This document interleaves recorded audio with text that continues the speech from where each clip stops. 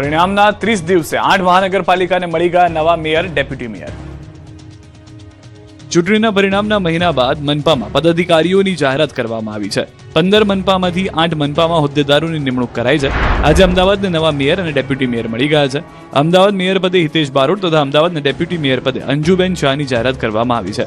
જ્યારે સ્ટેન્ડિંગ કમિટીના ચેરમેન તરીકે ખોખરા વોર્ડના કોર્પોરેટર કમલેશ પટેલની વરણી કરવામાં આવી છે.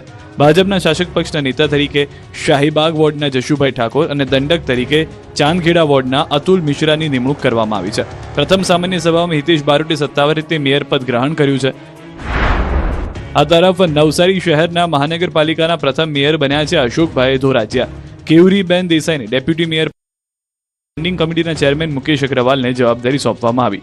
શાસક પક્ષના નેતા તરીકે નરેશ પુરોહિત અને દંડક તરીકે રાકેશ પટેલના નામને જાહેર કરાયા છે.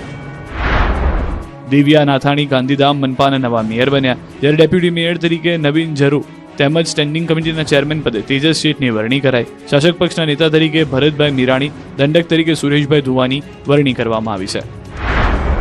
મોરબીના પ્રથમ નાગરિક તરીકે વોર્ડ નંબર 8ના કોર્પોરેટર ઉત્તમ સોરાણીની વરણી કરવામાં આવી છે.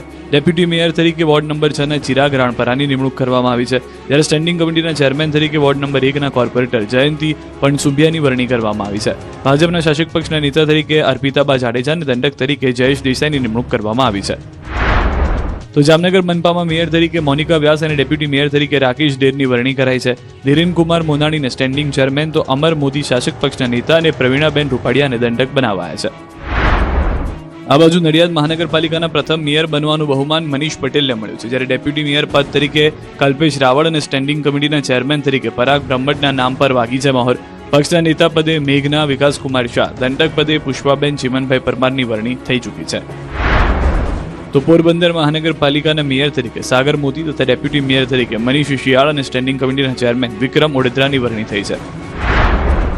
તો મહેસાણા મહાનગરપાલિકાના મેયર બન્યા છે સોનલબેન ઓઝા, ડેપ્યુટી મેયર તરીકે રમેશ રાજપૂત અને સ્ટેન્ડિંગ કમિટી ચેરમેન દીપક પટેલ બન્યા છે.